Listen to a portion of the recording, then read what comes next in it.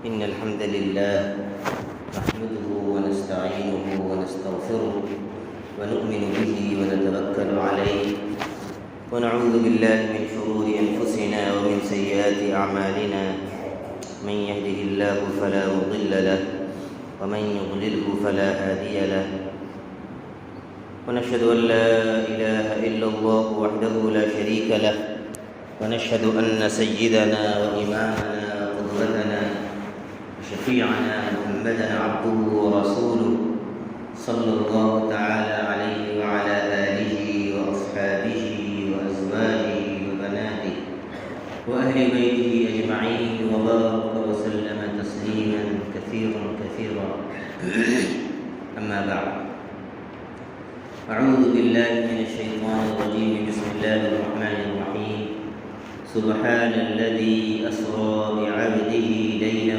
من المسجد الحرام إلى المسجد الأقصى الذي باركنا حوله لنريه من آياتنا إنه هو السميع البصير ایک ہو مسلم حرم کی پاسبانی کے لیے، ایک ہو مسلم حرم کی پاسبانی کے لیے، نیل کے ساحل سے لے کر تا بخاک کاشغر۔ میرے محترم ایمانی بھائیوں، بزرگوں اور دوستوں، ہم سب یہ بات اچھی طرح جانتے ہیں کہ شروع میں تمام ایمان والوں کا قبلہ بیت المقدس تھا۔ بیت المقدس ہی کو فلسطین مسجد اقصی بھی کہتے ہیں۔ جو بیت المقدس ہے مقدس گھر، بیت المقدس کا مطلب مقدس گھر، القدس اس پورے شہر کو کہتے ہیں، یہ مقدس شہر، اور جو مقدس گھر ہے وہی مسجد اقصی ہے۔ آپ نے نقشے میں دیکھا ہوگا جغرافیے میں ایک گنبد آپ کو نظر آتا ہے جو سنہرے رنگ کا ہے، وہ قبۃ الصخرہ ہے، قبۃ الصخرہ، اور ایک کالے رنگ کا گنبد ہے جو مسجد اقصی کا ہے، لیکن قبۃ الصخرہ مسجد اقصی کے احاطے میں، اس پورے ایریے کو مسجد اقصی کہتے ہیں اور بیت المقدس کہتے ہیں۔ قرآن مجید میں اس کا ذکر ہے، اعوذ باللہ من الشیطان الرجیم، جیسے کہ ابھی ہم نے آیت پڑھی سورۃ الاسراء کی 15ویں پارے کی بالکل پہلی آیت ہے۔ اللہ تعالیٰ ارشاد فرماتے ہیں اعوذ باللہ من الشیطان الرجیم سبحان الذی اسری بعبدہ لیلا من المسجد الحرام الی المسجد الاقصی، پاک ہے وہ ذات جو اپنے بندے کو، یعنی حضرت محمد مصطفیٰ صلی اللہ علیہ وسلم کو، جو نبی بندگی میں سب سے بلند مقام پر فائز تھا، سب سے زیادہ جنہوں نے اس دنیا میں اللہ تعالیٰ کی بندگی اور عبدیت کا مظاہرہ کیا، وہ حضرت محمد مصطفیٰ صلی اللہ علیہ وسلم ہے۔ تمام نبیوں سے آپ کا مقام عبدیت میں بھی زیادہ ہے، اس لیے اللہ تعالیٰ نے یہاں پر بعبدہ فرمایا۔ ایک نبی ہو کر اتنی زیادہ بندگی، یہ سب سے بڑا کمال ہے۔ پاک ہے وہ ذات اللہ تعالیٰ کی جو اپنے بندے کو، خاص بندے کو، حضرت محمد مصطفیٰ صلی اللہ علیہ وسلم کو اسرا، راتوں رات لے گئی، من المسجد الحرام، مسجد حرام یعنی کعبے سے، الی المسجد الاقصی، مسجد اقصی تک۔ مسجد حرام کعبے میں ہے، مکہ کعبہ کے ارد گرد جو پوری مسجد ہے وہ مسجد حرام ہے۔ مسجد حرام کا کیا مطلب ہوتا ہے؟ حرمت والی مسجد، اس کی عزت کی جائے گی، اس کے حدود حرم کے اندر کسی کو قتل نہیں کیا جائے گا، حتیٰ کہ احرام کی حالت میں آپ کوئی کھٹمل اور مچھر بھی نہیں مار سکتے، اتنی حرمت ہے اس جگہ کی۔ تو یہاں سے اللہ تعالیٰ نبی صلی اللہ علیہ وسلم کو کہاں لے گیا؟ مسجد اقصی۔ وہ کہاں ہے؟ شام میں۔ شام پہلے کا جب نقشہ آپ اٹھائیں گے تو شام یہ پورا علاقہ فلسطین کا، جو ابھی جو ملک شام ہے وہ، یہ شام بہت بڑا تھا پہلے، اب وہ ایک ملک بنا دیا گیا ہے، اور یہ جو القدس ہے جہاں مسجد اقصی واقع ہے، یہ القدس الخلیج فلسطین ایک الگ ملک ہو گیا۔ تو اللہ تعالیٰ راتوں رات نبی پاک صلی اللہ علیہ وسلم کو مسجد حرام سے مسجد اقصی تک لے گیا۔ یہ سفر کا ایک حصہ تھا۔ مسجد حرام سے مسجد اقصی تک کے سفر کو سفر اسراء کہتے ہیں۔ کیا کہتے ہیں؟ اسراء۔ اس کے بعد نبی پاک صلی اللہ علیہ وسلم نے فرمایا کہ پھر اللہ تعالیٰ مجھے اللہ تعالیٰ نے اٹھایا اور اللہ تعالیٰ آسمان کی بلندیوں تک لے گیا، ساتوں آسمان سے بلند عرش کے قریب عند سدرۃ المنتہا تھا، اور اللہ تعالیٰ سے اتنے قریب ہو گئے قاب قوسین او ادنی، دو کمانوں کے درمیان جتنا فاصلہ ہوتا ہے یا اس سے بھی کم، نبی پاک صلی اللہ علیہ وسلم اللہ تعالیٰ کے قریب۔ یہ معراج کا سفر ہوا۔ تو سفر معراج دو حصے میں ہوا ہے، دو مرحلے میں ہوا ہے۔ مسجد حرام سے مسجد اقصی تک کا سفر راتوں رات کا، یہ سفر اسراء ہے۔ اور ہم سب جانتے ہیں کہ وہاں پر اللہ کے نبی صلی اللہ علیہ وسلم نے تمام نبیوں کی امامت فرمائی، مسجد اقصی میں امامت فرمائی، اور پھر وہاں سے اللہ تعالیٰ نے آپ کو معراج کا سفر کرایا۔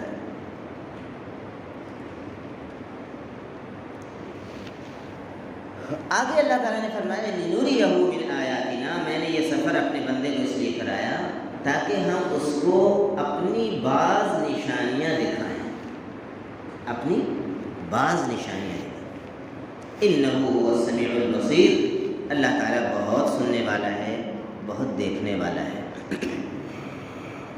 میرے بھائیو، بزرگوں اور دوستو، سفر معراج کی تفصیلات دیگر مواقع پر بھی عرض کی گئی ہیں اور عرض کی جائیں گی انشاءاللہ۔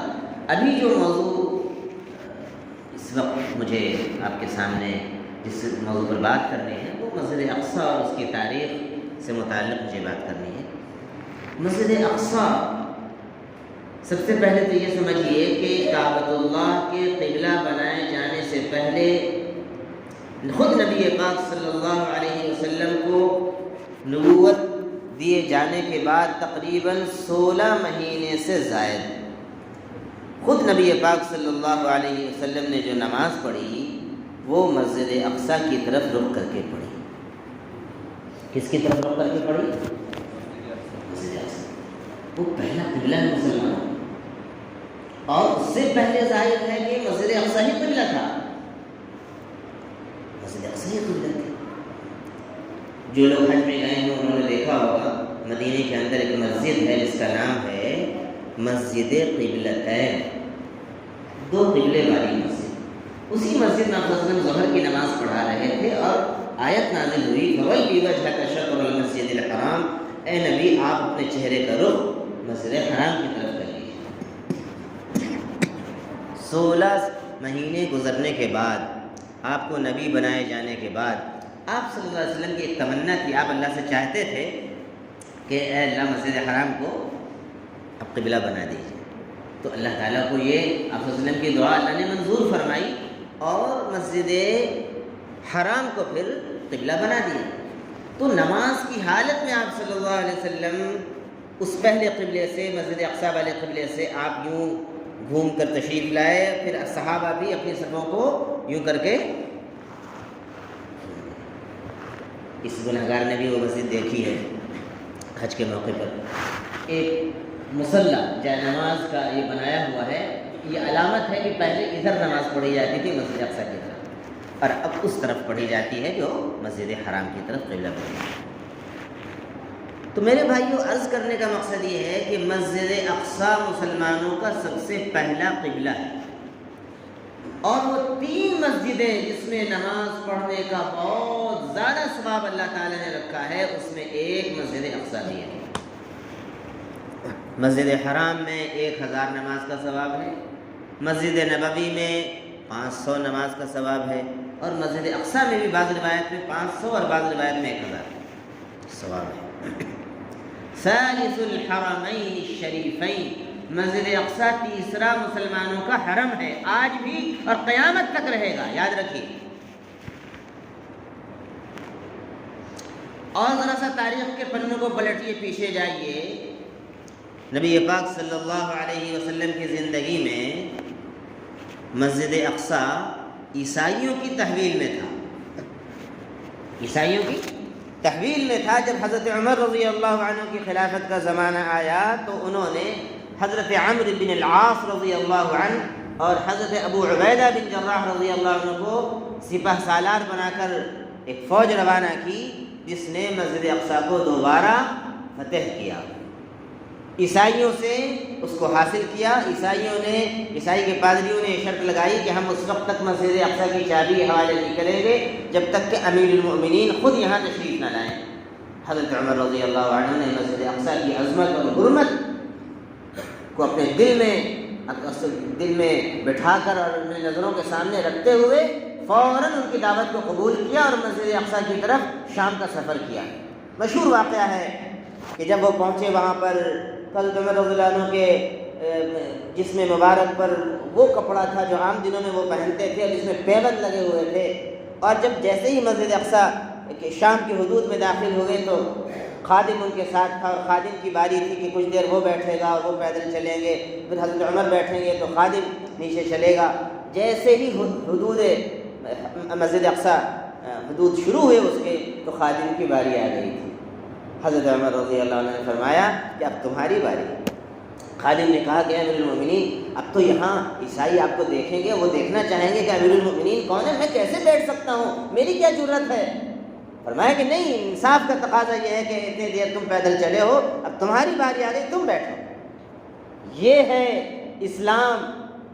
اسلام کو بہت اچھے طریقے سے اگر سمجھنا ہے تو نبی پاک صلی اللہ علیہ وسلم کی تربیت گاہ میں، آپ کے مدرسے میں اور آپ کے کالج میں پڑھنے والے ایک عظیم ترین شاگرد حضرت عمر رضی اللہ عنہ کی زندگی کو پڑھنا پڑے گا، اور اس کا اقرار کافروں نے، عیسائیوں نے اور یہاں کے ہندوؤں نے۔ گاندھی جی یہ کہتے تھے کہ کوئی ماڈل حکومت اگر دنیا میں، پوری دنیا میں اگر قائم کرنا چاہتی ہے دنیا، تو وہ ماڈل حکومت حضرت عمر رضی اللہ عنہ، وہ انصاف، وہ جسٹس، اس سے جو انہوں نے قائم کر کے دکھا دیا، دنیا کی کسی دوسری قوم کے یہاں وہ اس کا تصور نہیں کیا جا سکتا۔ مشہور واقعہ ہے، حضرت عمر رضی اللہ عنہ کا انتقال ہوا اور شام کے حدود کے بہت دور ایک چرواہا اپنی بکریاں چرا رہا تھا۔ اس نے کہا کہ ہو نہ ہو حضرت عمر رضی اللہ عنہ کا، امیر المومنین کا آج انتقال ہو گیا۔ لوگوں نے پوچھا کہ تم اتنی دور سے یہ پیشن گوئی کیسے کر رہے ہو، تم کو کیسے خبر ملی؟ اس نے کہا کہ آج میں نے دیکھا ہے کہ میں بکری چرا رہا تھا، ایک بھیڑیے نے میری بکری پر حملہ کر دیا۔ حضرت عمر رضی اللہ عنہ جب تک باحیات تھے ان کے عدل و انصاف کا اثر جانوروں پر بھی تھا، اور کسی جانور کو ہمت نہیں تھی کسی بھیڑیے کو کہ کسی بکری پر حملہ کر دے۔ آج حملہ کر دیا، یہ اس بات کی علامت ہے کہ حضرت عمر رضی اللہ عنہ کا انتقال ہو چکا ہے۔ اور جب خبر لی گئی تو وہ واقعہ سچا تھا۔ اسی دن حضرت عمر رضی اللہ عنہ کو شہید کیا گیا تھا فجر کی نماز میں۔ ابو لولو مجوسی مرحوم نے فجر کی نماز میں، ملعون، اس نے ان کو خنجر مار کر شہید کیا تھا، ہم سب جانتے ہیں۔ تو حضرت عمر رضی اللہ عنہ نے جب سفر کیا اور اس کے بعد ان کے ساتھیوں نے کہا کہ امیر المومنین آپ کو عیسائی پادری دیکھیں گے، ذرا سا کپڑا دوسرا پہن لیجئے، تو بہت اصرار کیا تو انہوں نے پہن لیا۔ پہننے کے بعد کہا کہ کون سا کپڑا مجھے تم نے امیروں کا پہنا دیا، بادشاہوں کا، یہ مجھے سمجھ میں نہیں آ رہا، یہ کپڑا مجھے وہی پرانا کرتا لا کر دو جس میں پیبند لگے ہوئے ہیں۔ اور ایک صحابی نے کہا کہ اس میں ذرا سا عزت ہوگی، تو ان کا گریبان پکڑا اور کہا کہ عزت اسی میں ہے جس میں اللہ تعالیٰ نے عزت رکھی ہے، اگر تم نہ ہوتے کوئی دوسرا صحابی ہوتا تو میں تمہاری اچھی خبر لیتا۔ اب پھر اسی کپڑے کو پہنا جو کپڑا ان کا تھا پیبند لگا ہوا، اور جا کر مسجد اقصیٰ کی چابی لی۔ یہ واقعہ حضرت عمر رضی اللہ عنہ کے ہاتھوں سن 636 عیسوی میں پیش آیا، انہوں نے دوبارہ مسجد اقصیٰ کو فتح کیا۔ پھر 91 سال پھر عیسائیوں کی تحویل میں بعد میں پھر ایک زمانے کے بعد عیسائیوں نے پھر اس پر قبضہ کر لیا، اور 91 سال کے بعد سن 1187 عیسوی میں سلطان نور الدین زنگی رحمۃ اللہ علیہ کا زمانہ تھا، ان کے بڑے آفیسر تھے اور جرنیل تھے جن کا نام حضرت سلطان صلاح الدین ایوبی رحمۃ اللہ علیہ ہے، انہوں نے دوبارہ پھر مسجد اقصیٰ کو عیسائیوں سے چھین کر آزاد کرایا۔ بہت مشہور جملہ ہے، فتحها عمر وحررها سلطان صلاح الدین الایوبی فمن لها الآن۔ سب سے پہلے حضرت عمر رضی اللہ عنہ نے مسجد اقصیٰ کو عیسائیوں سے آزاد کرایا، اور اس کے بعد حضرت سلطان صلاح الدین ایوبی نے اس کو آزاد کرایا۔ اب کون ہے جو مسجد اقصیٰ کو دوبارہ یہودیوں کے چنگل سے آزاد کرے؟ اس کا جواب کیا ہے؟ اس کا جواب ہے فلسطینی مسلمان بھائی، ہمارے شیر دل اور مجاہد بھائی۔ 1948 میں دنیا کی ظالم اور جابر اور شاطر طاقتوں نے، جنہوں نے یہاں ہندوستان میں آ کر ناجائز قبضہ کیا تھا، برطانیہ خبیث نے ان یہودیوں کو فلسطین کے مسلمان بھائیوں اور ان کی سرزمین پر لا کر ناجائز طور پر آباد کرا دیا۔ ایک بات یاد رکھیے مختصر طور پر، یہودی ہیں کون؟ حضرت موسیٰ علیہ السلام کی قوم ہے، اسی کو بنی اسرائیل کہتے ہیں۔ اسرائیل حضرت یعقوب علیہ السلام کا نام تھا، عبرانی لفظ ہے۔ بنی اسرائیل، اسرائیل کی اولاد، انہی کو یہودی کہتے ہیں۔ اس قوم پر اللہ کے بڑے بڑے احسانات ہوئے، من و سلوہ نازل کیا اللہ تعالیٰ نے۔ فرعون کے لشکر سے اللہ نے موسیٰ علیہ السلام کے ساتھ دریا پار کرا دیا، میدان تیہ میں من و سلوہ کھلائے ان کو، اور سب سے زیادہ انبیاء ان میں بھیجے گئے۔ لیکن یہ اتنی خبیث قوم ہے، اتنی ملعون قوم ہے کہ اللہ تعالیٰ نے ان کی حرکتوں کی وجہ سے اپنے وعدوں کو توڑا، نبیوں سے جو کیا تھا، نبیوں کو قتل کیا ہے۔ حضرت زکریہ علیہ السلام کو اسی ملعون قوم نے زندہ آرے سے چیر دیا۔ قرآن حدیث میں یہ واقعات، اور قرآن آپ پڑھیے گا تو قرآن پول کھولتا ہے یہودیوں کی، بتاتا ہے کہ یہودی کون ہے۔ ہر نماز میں ہم جو پڑھتے ہیں غیر المغضوب علیہم، اے اللہ ان کے راستے پر مت چلائیے گا جن پر تیرا غضب نازل ہوا، یہ کون ہے؟ یہودی ہیں، یہ مغضوب علیہم قوم ہے۔ فبما نقضهم میثاقهم لعناهم، انہوں نے جو اپنے کیے ہوئے اللہ تعالیٰ سے وعدوں کو اور نبی سے کیے ہوئے وعدوں کو توڑا، لعناهم، ہم نے ان پر اپنی لعنت برسائی، وجعلنا قلوبهم قاسیہ، اور ان کے دلوں کو سخت بنا دیا۔ اب یہ اتنے سخت دل ہو چکے ہیں کہ آپ دیکھ لیجئے دنیا کا نقشہ اٹھا کر اور سرچ کر کے دیکھ لیجئے، تحقیق کر کے دیکھ لیجئے، سب سے کم دنیا کی کسی قوم کو اگر اسلام کی ہدایت ملتی ہے تو وہ یہودی ہیں۔ بڑے ہی منحوس، بڑے ہی بدقسمت، ان کو ہدایت نہیں ملتی۔ ایک تو کہیں کوئی ایمان لے آتے ہیں، اللہ تعالیٰ ہدایت دے دیتا ہے، عیسائی کثرت سے ایمان لاتے ہیں، لیکن یہودیوں کو اللہ ہدایت دے دیتا ہے۔ اور جہاں بھی رہے ہیں، آپ تاریخ اٹھا کے دیکھ لیجئے، انہوں نے بدتمیزیاں کی ہیں، وہاں کے رہنے والوں کو ستایا ہے۔ عیسائیوں سے تو زبردست جنگیں رہی ہیں ان کی۔ ہٹلر نے اس لیے مارا تھا ان کو، ہولوکاسٹ کیا تھا، چیمبر میں گھسا کر مار دیا تھا ان کو، اور ہٹلر نے کچھ یہودیوں کو چھوڑ دیا تھا یہ کہہ کر کہ میں دنیا میں چند یہودیوں کو چھوڑ دے رہا ہوں، سب کو نہیں مار رہا ہوں، تاکہ بعد میں آنے والے لوگ ان کو دیکھ کر یہ جان لیں کہ آخر میں نے کیوں مارا تھا۔ ان کی خباثت کو دیکھیں۔ 1948 میں جب یہودیوں کو لا کر بسایا گیا اور ایک ناجائز ملک یہودی مسلمانوں سے چھین کر ان کی سرزمین پر اسرائیل نام کا بسایا گیا، اس کے بعد سے لے کر آج تک ان ناپاک، خبیث، ملعون، مغضوب علیہم یہودیوں نے مسلمانوں پر انتہاشا مچائی۔ معاف کیجیے گا، ہم سبوں کا ایک حال یہ ہو گیا ہے کہ جب تک ہمارے گھر میں، ہماری بستی میں، ہمارے شہر میں کوئی واقعہ نہ ہو، ہمارے گھر میں کسی کی جان نہ جائے، ہمارے اندر کوئی خون نہیں کھولتا، ہمارے اندر کوئی تبدیلی نہیں واقع ہوتی، ہمارے چہرے پر کوئی بل نہیں پڑتا ہے۔ ارے فلسطین میں ہوا ہے، ہم کو کیا لینا ہے؟ ہمارے یہاں بریانی شریر ہے، بڑا گوشت نہیں ہے۔ بہت میں ایسی بات کہہ رہا ہوں میرے بھائیوں، جو بالکل اسلامی تعلیم کے خلاف بات ہے۔ حدیث میں فرمایا ہے کہ ایمان والوں کی مثال آپس میں ایک دوسرے پر رحم کھانے میں، ایک دوسرے پر ترس کھانے میں ایسی ہے کمثل الجسد الواحد، جیسا کہ ایک باڈی اور ایک جسم ہے، اذا اشتکا منہ عضو، ایک پیر کے جسم کے ایک حصے کو تکلیف ہوتی ہے ایک پارٹ کو، تو تمام بدن اس درد میں شریک ہو جاتا ہے۔ پیر میں کانٹا چبھے سر میں درد ہوتا ہے۔ فلسطین کے بھائیوں پر مظالم ہو رہے ہیں اور اوپر سے یہ بزدل قوم سامنے آنے کی تو ہمت نہیں ہے۔ یہودیوں کی فطرت قرآن نے بیان کی ہے کہ مرنے سے بہت بھاگتا ہے، بہت بزدل قوم، میدان میں اندر مقابلہ کرنے کی ہمت نہیں۔ ابھی 7 تاریخ کو اسرائیل ہمارے فلسطینی بھائیوں نے طوفان الاقصی کے نام سے جو اپنا دفاع کیا، کیا کیا؟ اپنا دفاع کیا، ڈیفنس کیا اپنا۔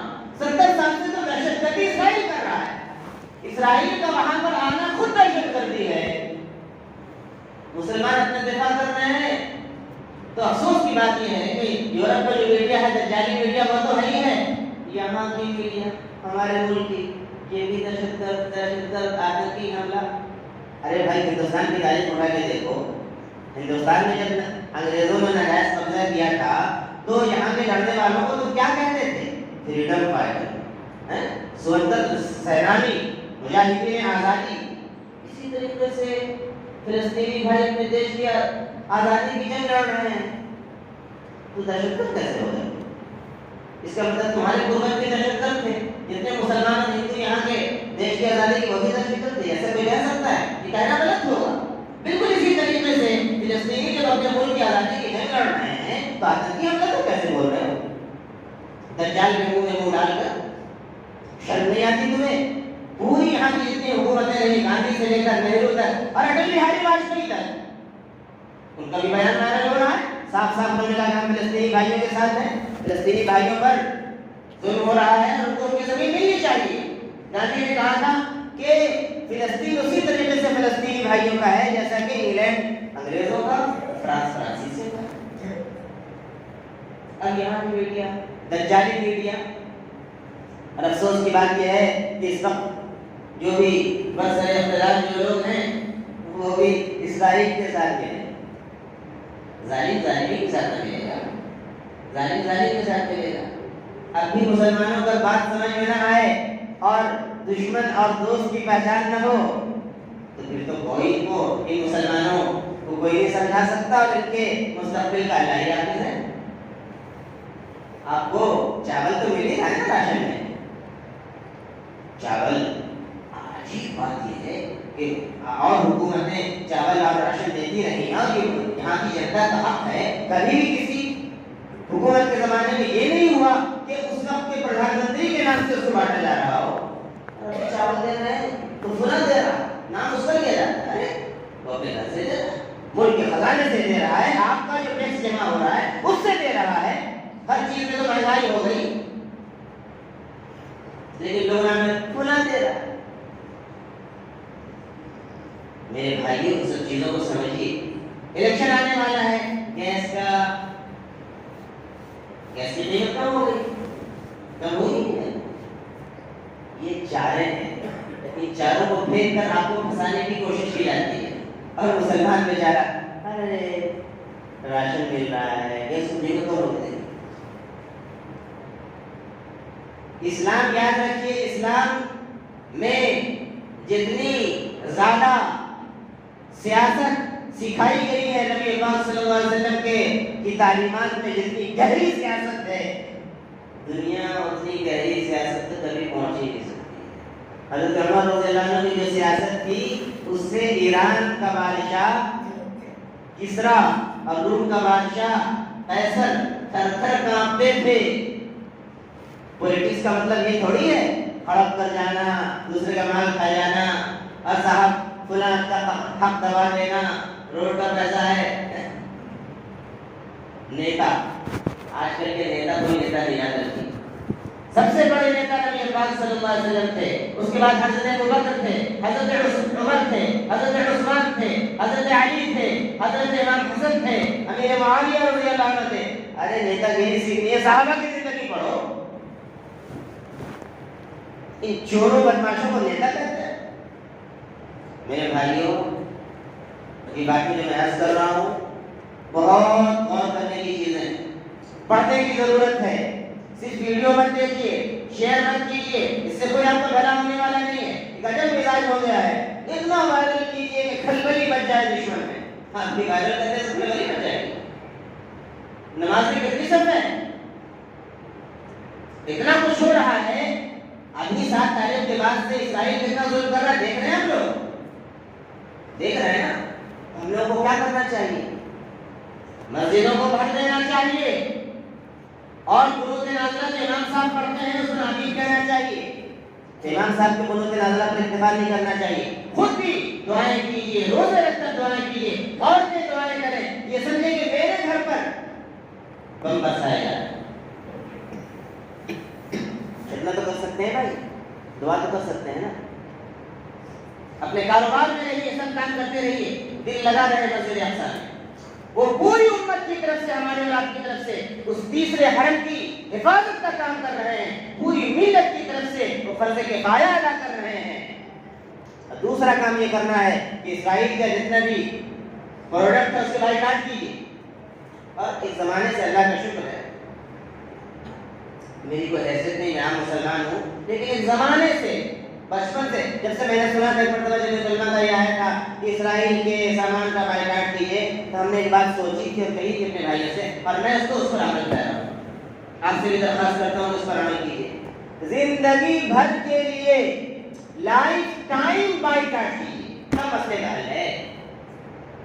ہم لوگ کیا کرتے ہیں، ابھی آئے گی علماء کہیں گے بائیکاٹ کر دیا، اس کے بعد کوکو کولا کہاں کی کمپنی ہے؟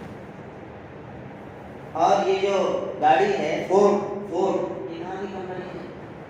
یہ وہی معلوم تو کیجیے۔ گوگل کا کبھی اچھا استعمال بھی کیجیے، سرچ کیجیے کہ کون کون سی چیزیں یہودی کمپنی کی ہیں۔ بائیکاٹ کیجیے، لائف ٹائم بائیکاٹ کیجیے۔ جو آپ کا لائف ٹائم دشمن ہے، آپ بھی اس کی لائف ٹائم دشمن بنیے۔ یہی زبان سمجھ میں آتی ہے دشمن کو، اس کے علاوہ کوئی زبان سمجھ میں نہیں آتی۔ جو راستہ ہمارے حماس کے بھائیوں نے اختیار کیا ہے، جہاد کر رہے ہیں، ہم یہاں سے دعا کریں، بائیکاٹ کریں، اور ہر وقت وہاں کے حالات سے باخبر رہیں، اور اپنے دین اور اپنی شریعت پر عمل کریں۔ آپس کے چھوٹے چھوٹے جھگڑوں سے، ایک دوسرے کو دبانے سے، مسلمان کو دبا رہا ہے، تھوڑی تھوڑی بات کو مسلمان، ارے بھائی دیکھو نا کیا کیا ہو رہا ہے، تمہارے مسجد اقصی پر بات آ رہی ہے، تم اس کو نہیں دیکھ رہے، واپس کو الجھے ہوئے ہو۔ سنی وہابی لیجیے، ابھی بھی سنی وہابی، ارے تمہارے بھائی مر رہے ہیں، عورتیں بیوہ ہو رہی ہیں، بچے یتیم ہو رہے ہیں، ابھی بھی تم سنی وہابی کر رہے ہو۔ خدا کی قسم ایسے جتنے علماء ہیں، خدا کی قسم ان کی گردن کاٹ دی جائے گی قیامت کے دن کہ جب مسلمان شہید کیے جا رہے تھے تم سنی وہابی کر رہے تھے، اپنے جہنم اور پیٹ کی خاطر۔ یاد رکھیے، بہت ڈرنے کی بات ہے اللہ تعالیٰ سے، اور روک کے کھڑے ہو جانے چاہیے۔ ہم کہاں ہیں بھائی؟ آج بھی مسلمانوں کی مسجدوں میں جائیے، یہ فلاں کی مسجد ہے، فلاں کو آنے کی اجازت نہیں ہے۔ یہ کون سا دین ہے؟ آپس میں ایک دوسرے کے دین پر عمل کرنے والے لوگ چھوٹی چھوٹی باتوں پر لڑ رہے ہیں۔ دنیا میں جو کچھ بھی ہو مسجد اقصی پر، لیکن آپس میں جھگڑے ہو رہے ہیں اپنی نام کی خاطر۔ کون ہے آپ؟ کیا حیثیت ہے؟ آپ فلاں شہر کے رہنے والے ہیں، فلاں شہر کے رہنے والے ہیں۔ اللہ تعالیٰ کے ان چیزوں کی کوئی قدر و قیمت نہیں ہے۔ آپ کتنے اللہ سے ڈرنے والے ہیں، اس کی اللہ کی قیمت ہے۔ کل آپ جب قبر میں لٹا دیے جائیں گے، سوالات کیے جائیں گے آپ سے، آپ بچ نہیں پائیں گے۔